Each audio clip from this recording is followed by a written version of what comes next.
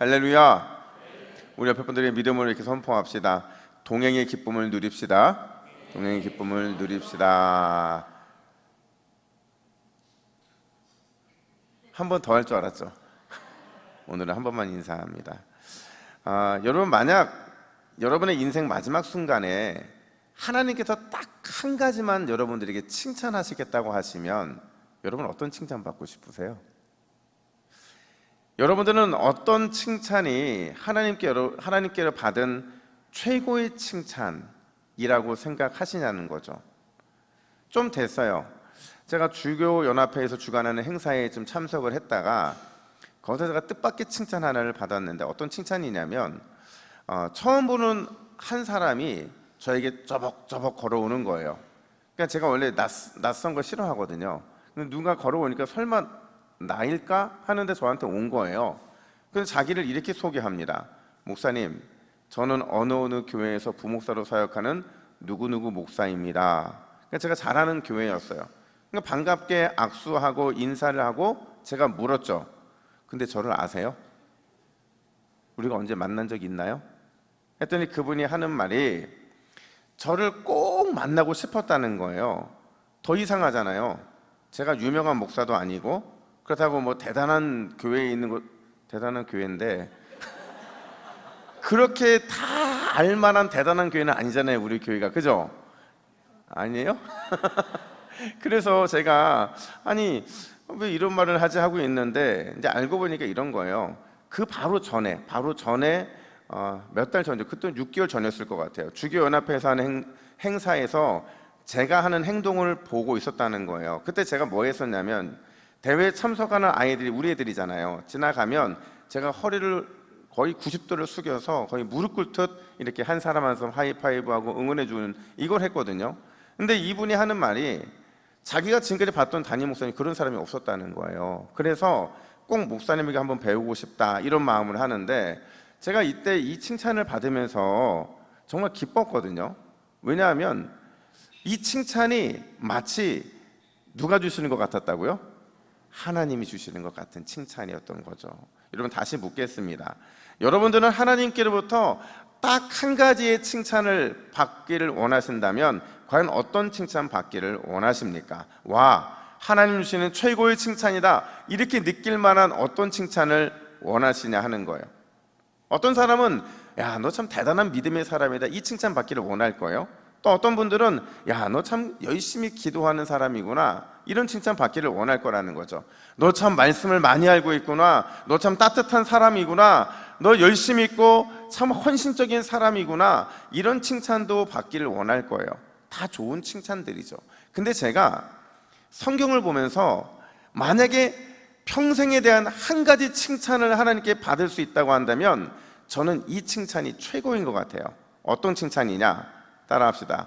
평생 하나님과 동행했구나. 평생 네가 나와 동행했구나라는 그 칭찬, 이게 우리가 이 땅에서 드릴 수 있는 최고의 칭찬이라는 거죠. 우리는 앞으로 한 10주에 걸쳐서 평생 하나님과 동행한 한 사람의 이야기를 그의 전생을 통해 살펴보게 될 거예요. 여러분, 10주 동안 우리가 함께 살펴볼 평생 하나님과 동행한 사람 누굴까요? 다윗이죠. 여러분, 다윗이 얼마나 하나님과 대단한 동행을 한 사람이냐. 자, 보세요. 저는 다른 거는 다 제쳐두고 성경의 분량만 놓고 보자고요. 우리가 잘 아는 하나님과 동행한 믿음의 조상 아브라함, 성경에 몇 장에 걸쳐 기록된 줄 아세요? 14장밖에 안 돼요. 뭐 14장도 대단하죠. 근데 14장밖에 안 돼요. 뿐만 아니라 위대한 선지자 엘리야도 그의 기록은 10장밖에 안 되고요. 근데 다윗이 몇 장에 걸쳐서 하나님과 동행한 삶을 드러냈느냐? 공교롭게도 총 66장이더라는 거예요. 외우기 쉽죠? 성경이 몇 권으로 되어 있어요? 66권. 다윗이 몇 장에 걸쳐 하나님과 동행하는 흔적을 남겼어요? 여기에다가 그가 쓴 시편까지 더해보세요. 가히 압도적이라고 말할 수 있는 거죠. 심지어 성경에 보면요, 하나님과 동행한 다윗을 어떤 상징적인 인물로 묘사하느냐, 오실 메시아 예수 그리스도, 그분을 예표하는 가장 중요한 사람 중에 한 사람이 바로 다윗이라는 사실이죠.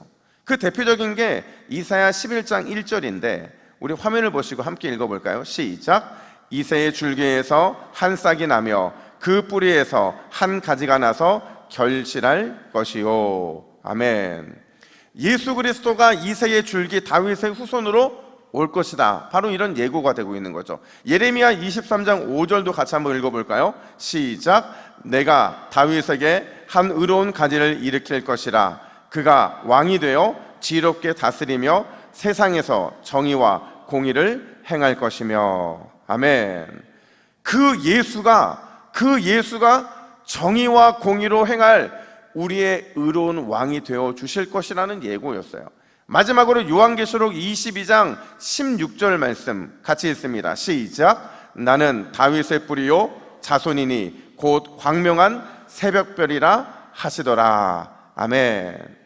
실제로 다윗의 뿌리신 예수 그리스도가 이 땅에 오셔서 우리의 구원을 완성해 주셨다라는 거죠. 그런 의미에서 다윗의 뿌리이신 그분, 그리고 구원을 완성시켜 주신 예수 그리스도가 이렇게 연결되더라는 거예요. 따라서 우리가 다윗을 배운다는 건요, 매우 특별한 의미가 있어요.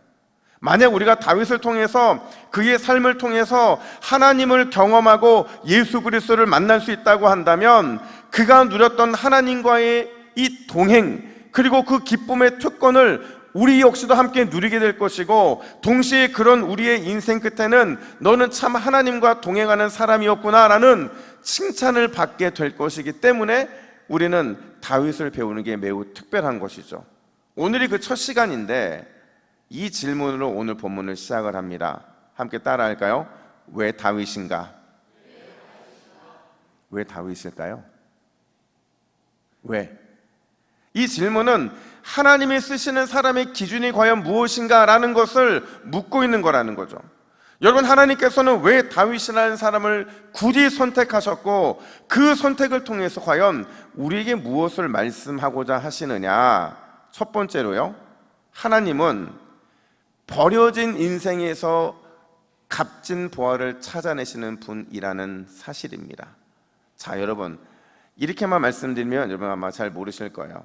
여러분, 다윗 하면 뭐가 떠오르세요? 어떤 분들은 목동 다윗이 가장 먼저 떠오를 겁니다. 들판에서 묵묵히 자기 양을 치면서 목자의 사명을 감당하는 다윗, 그게 가장 먼저 떠오르겠죠. 또 어떤 분들은 왕좌에 앉은 다윗이 떠오를 겁니다. 13년의 기나긴 세월을 하나님의 손에 의해서 다듬어지고 온전하여져서 최고의 왕의 모습을 하고 있는 다윗, 그 모습이 떠오를 거라는 거죠. 또 어떤 분들은 3m가 넘는 거구를 물맷돌 하나로 쓰러뜨렸던 용사 다윗을, 또 사무엘에 의해서 왕으로 기름 부음 받은 이 잠재적인 왕 다윗의 모습도 떠오르게 될 거라는 거죠. 근데 사실 다윗의 인생은 우리가 아는 것처럼 그렇게 주목받을 만한 인생이 아니었다라는 거예요. 그렇게 사람들로부터 스포트라이트를 받을 수 있는 그런 인생이 전혀 아니었다라는 거죠. 오히려 그의 인생은 많은 사람들에게 외면을 당하고 차별을 받고 구박을 받는 인생이었다라는 거예요. 그걸 어떻게 알 수 있냐면, 실제로 그가 쓴 시편들을 보면요, 그 시편들 속에서 자기가 너무나도 초라하고 너무나도 보잘것없는 모습으로 참 많이 묘사되고 있더라는 거예요. 대표적인 게 시편 51편 5절 말씀인데 우리 같이 한번 읽어볼까요? 시작. 내가 죄악 중에서 출생하였으며 어머니가 죄 중에 나를 잉태하였나이다. 자, 여러분, 죄 중에 잉태됐다, 죄악 중에 출생했다, 느낌이 조금 오시죠?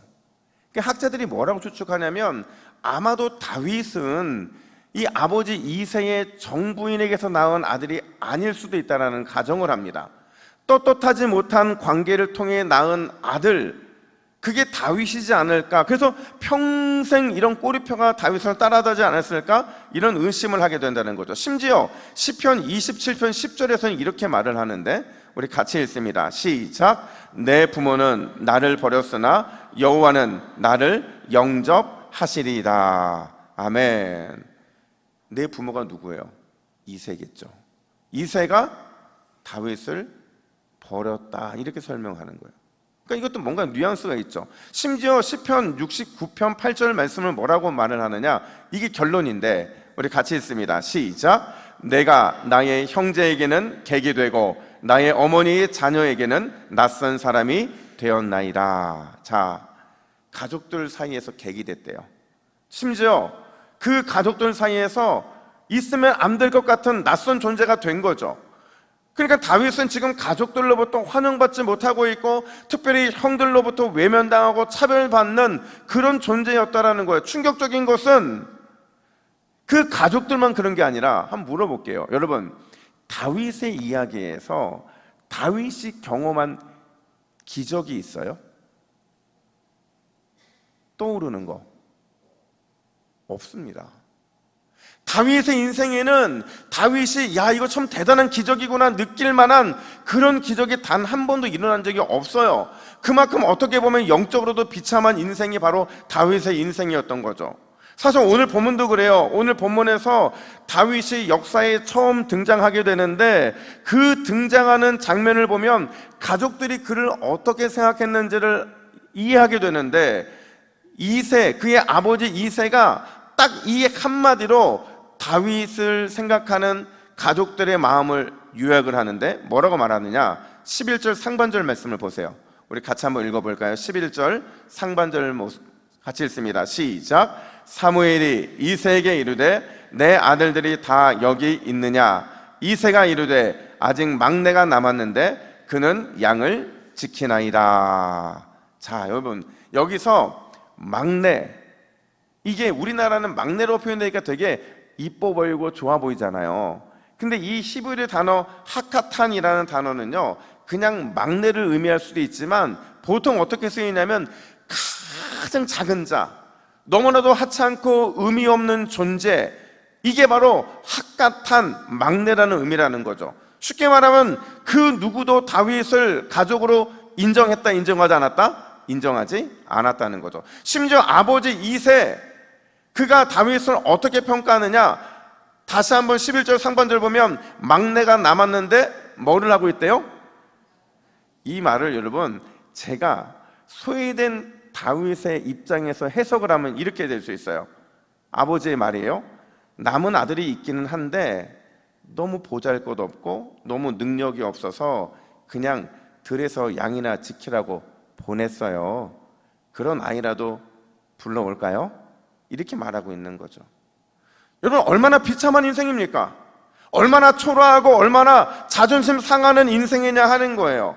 사실 다윗은 그렇게 외면받기가 쉬웠던 인생이었죠. 인정받지 못했고 존재감이 없었고 따뜻한 애정어린 말 한마디 듣지 못하고 오히려 아무에게도 환영받지 못하고 그래서 늘 관심과 사랑에 목말라하는 그런 비참하고 초라한 인생이 다윗이라는 사람의 인생이더라는 거예요.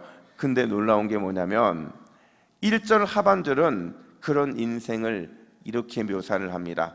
우리 1절 하반절 말씀도 같이 읽습니다. 시작. 내가 너를 베들레헴 사람 이새에게로 보내리니 이는 내가 그의 아들 중에서 한 왕을 보았느니라. 아멘. 하나님께서 뭐라고 말씀하시냐면 내가 한 왕을 보았다 이렇게 말을 해요. 여기서 보았다라는 단어는요, 그냥 봤다는 게 아니에요. 여기서 보았다라는 단어는 이미 선택해 놓았다라는 거예요. 무슨 말이냐면 사람들은 다윗을 인정하지도 않고 존중하지도 않고 그래서 마치 버려진 인생같이 그렇게 대우하지만 그러나 하나님은 오래전부터 다윗을 주목하셨다는 거예요. 그리고는 그의 인생을 보호하시고 인도해 내셨다라는 거죠. 버려진 것 같은 쓰레기 더미 안에 있는 인생이었지만 그 속에서 하나님은 다윗이라는 값진 보화를 찾아내셨고 결국에는 그 보화를 들어 올리시더라는 거죠. 여러분 한번 생각해 보세요. 지금 이 상황을 지켜보고 있는 아버지 이새의 마음이 어땠을까요? 그 머리에 기름이 부어지고 있는 그 모든 상황을 보고 있는 형제들과 또 이 모든 과정을 주도적으로 이끌고 있는 선지자 사무엘의 마음이 어땠을까요? 당황했겠죠. 황당했겠죠. 당연하죠. 아무도 예상하지 못한 일이 벌어지고 있으니까 당황하지 않을 수가 없었던 거예요. 근데 그 당황스러운 마음은 기름이 부어지는 장면들 속에서 놀람으로 바뀌게 되죠. 이게 정말 말이 되는가? 어떻게 저 다윗이 하나님 보시기에 값진 보화가 될 수 있는가? 우리가 외면하고 버린 다윗이 진짜 왕이 된다는 것인가? 충격과 놀라움으로 가득할 수밖에 없더라는 거예요. 근데 그 충격과 놀라움은 마지막으로 감탄으로 변화되게 되는. 왜 감탄으로 변화되느냐? 이 감탄 속에는요, 다윗의 기름 부음이 하나님이 어떤 분인지를 설명하고 있기 때문에 그래요. 여러분, 하나님은 어떤 분이십니까? 우리 하나님은 있는 자의 편도, 가진 자의 편도, 힘있고 능력 있는 자의 편도 아니라 오히려 없어 외면당하고 힘 있는 자로부터 차별받고 외롭고 힘겨운 인생 살아가는 사람들을 찾아내셔서 그들로 하여금 존귀한 자리로 끌어올리시는 그 은혜의 하나님이라는 사실을 비로소 다윗이 기름 붓는 그 장면을 통해 가족들은 깨닫게 되더라는 거죠. 근데 여러분, 놀라운 건요, 제가 그랬잖아요. 다윗을 타고 올라가면 결국 다윗의 예표가 누구라고 그랬어요? 예수님이죠. 우리 예수님도요, 성육신 하셔서 그런 인생을 사셨어요. 그 인생이 얼마나 처절하게 버림당한 인생이었는지 시편 118편 22절과 마태복음 21장 42절과 마가복음 12장 10절과 누가복음 20장 17절에서 예수님은 자신을 뭐라고 설명하느냐? 건축자들이 버린 돌이 되셨다, 이렇게 설명을 해요. 여러분, 건축자들이 왜 돌을 버립니까? 쓸모없으니까, 필요가 없으니까 버리잖아요. 그러나 그런 돌을 우리 하나님께서는 아무짝에도 쓸모없다고 버림받은 그 돌, 완전히 외면당한 돌이신 예수님을 다시 끌어올리셔서 머릿돌이 되게 하셨다고 선언하고 계신 거죠. 그렇게 하심으로 우리의 구원을 그렇게 완성해 내시겠다라는 선언을 하고 계신 거라는 거예요. 여러분, 얼마나 놀라운 반전입니까? 얼마나 대단한 역사예요. 사랑하는 여러분, 우리 하나님은 버림받고 외면당하고 존중받지 못한 우리의 인생을 항상 지켜보실 뿐만 아니라 결국에는 끝까지 찾아내셔서는 반드시 값진 보화를 발견하듯 높이 들어 올리시는 은혜의 하나님이신 줄 믿으시기를 축복합니다. 그리고 그 믿음의 증거들이 누구예요? 저와 여러분들이잖아요. 혹시 여러분 프레드릭 밀러라는 사람을 들어보셨나요? 1982년도 미국 북장로교회에서 파송받아서 44년 동안, 몇 년이요? 44년 동안 이 청주 지역의 복음화를 위해 헌신한 선교사님인데, 이분의 한국 이름이, 조선 이름이 민로아라고 해요. 이분이 서울에서 청주로 내려올 때 정말 아주 강력한 환난과 핍박과 시련을 당하게 되는데, 함께 왔던 두 아들이 그리고 아내가 연속해서 하나님의 부름을 받게 됩니다. 그리고는 마치 하나님으로서 외면당하고 마치 하나님으로서 버림당할 것 같은 그 마음으로 그 시신을 양화진 외국인 선교사 묘지에 묻으면서 그가 하나님께 올려드렸던, 고백했던 찬양이 있어요. 그 찬양이 뭐냐? 예수님은 누구신가? 우는 자의 위로와 없는 자의 풍성이며 천한 자의 높음과 잡힌 자의 노임되고 우리 기쁨 되시네. 예수님은 누구신가? 약한 자의 강함과 눈먼 자의 빛이시며 병든 자의 고침과 죽은 자의 부활되고 우리 생명 되시네. 얼마나 대단한 믿음의 고백입니까? 사랑하는 여러분, 하나님은 절대 저와 여러분들을 놓지 않으시고 언제나 끝까지 우리를 주목하시고 언제나 우리를 사랑으로 인도하시는 능력의 주님이신 줄 믿으시기를 축복합니다. 우리 하나님께서 사랑하시면, 우리를 쓰시고자 하시면 땅끝까지 가셔서 결국에는 끌어올리시는 전능의 주님이신 줄로 믿습니다. 그 하나님이 여러분과 함께 계십니다. 그 하나님이 여러분들의 아버지가 되어주십니다. 그 은혜 베푸심의 놀라움, 날마다 기뻐하고 기뻐하는 저와 여러분 되기를 예수님의 이름으로 축복합니다. 뿐만 아니라 두 번째로 하나님은 우리의 마음을 찾으시는 분이다 라는 사실이에요. 하나님은 우리의 마음을 찾으신다는 거죠. 우리 7절 말씀을 다시 한번 같이 볼까요?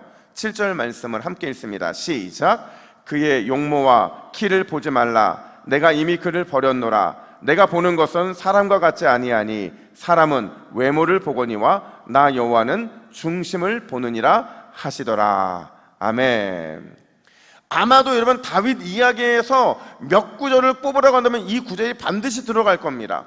두 가지가 대비되고 있죠. 겉으로 드러난 용모와 키냐, 아니면 보이지 않는 중심, 마음이냐. 우리는 그 답을 너무나도 잘 알고 있어요. 여러분, 하나님이 보시는 게 여러분의 외모와 키입니까? 아니면 여러분의 중심과 마음입니까? 물론 좀 예쁘고 뭔가 좀 외모적으로 잘난 사람은 외모도 봐주기를 원하겠지만 아닙니다.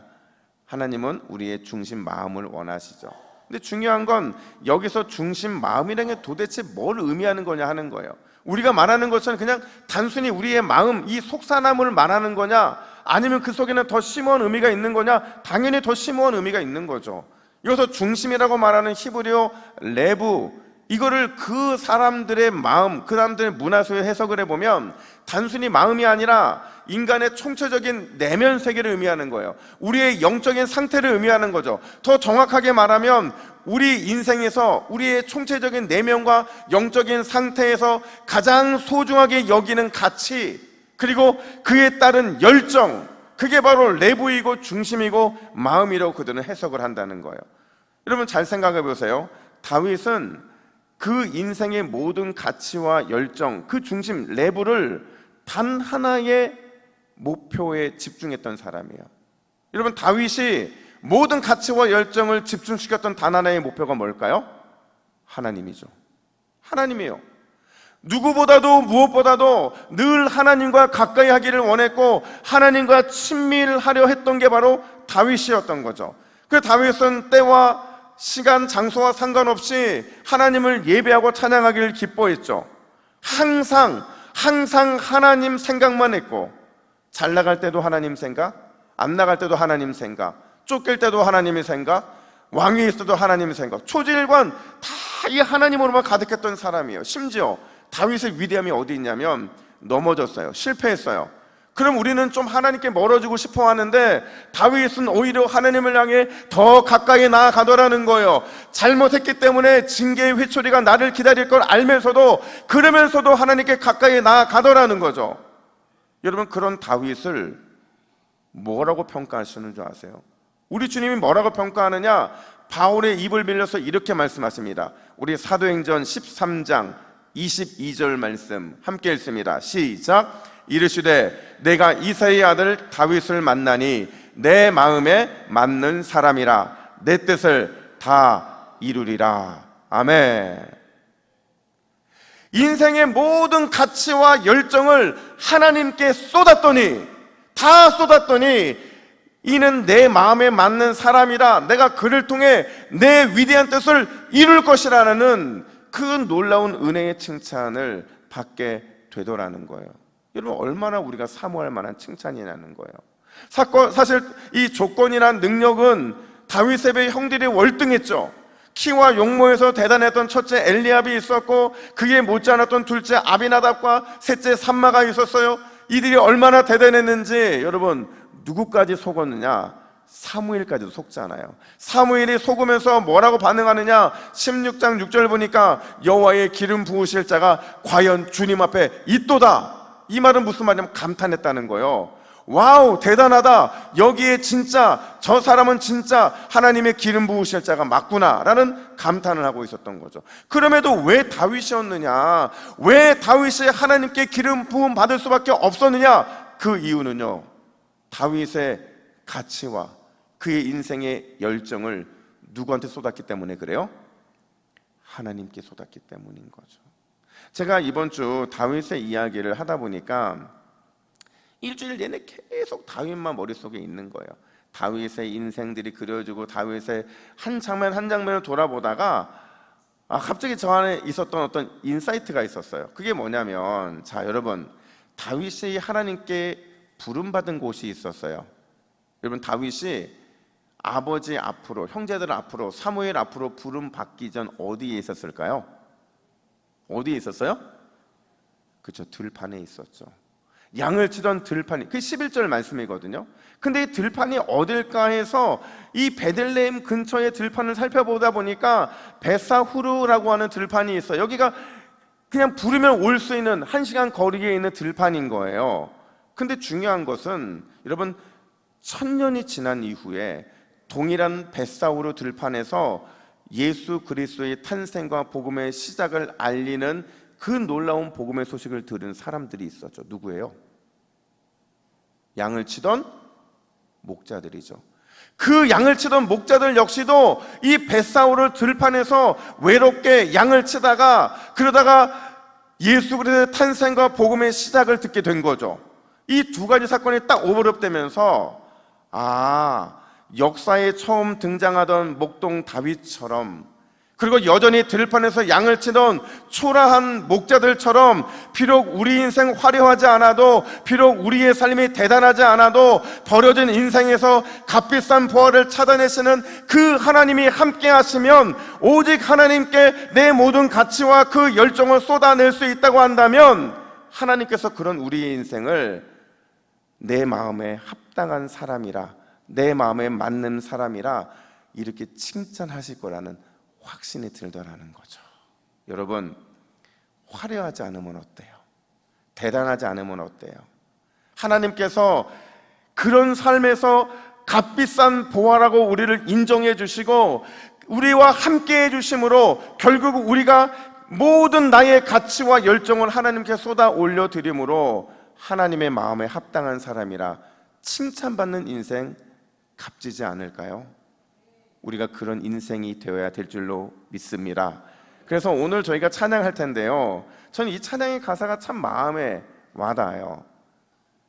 화려하지 않아도 정결하게 사는 삶, 가진 것이 적어도 감사하며 사는 삶, 내게 주신 작은 힘 나눠주며 사는 삶, 이것이 나의 삶의 행복이라오.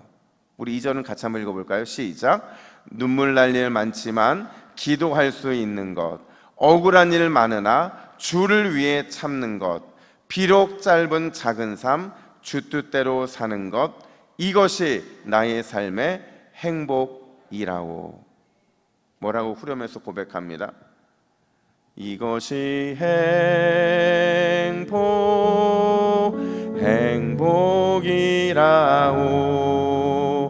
세상은 알 수 없는 하나님 선물, 이것이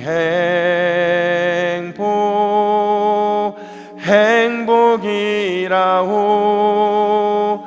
하나님의 자녀로 살아가는 것, 이것이 행복이라오. 여러분, 행복이 멀리 있습니까? 아닙니다. 가까이 있습니다. 하나님께서 여러분들을 값비싼 보화로 지켜보고 계시고, 그리고는 주님의 쓰임에 맞게 반드시 들어 올리셔서 여러분들의 가치와 열정을 하나님께 쏟아내기를 우리 주님은 기다리고 계신 거죠. 그리고 그 끝에 하나님께서는 반드시 이렇게 칭찬하실 것입니다. 너는 나의 마음에 합당한 사람이다. 이 놀라운 칭찬 받으시기를 예수님의 이름으로 축복합니다.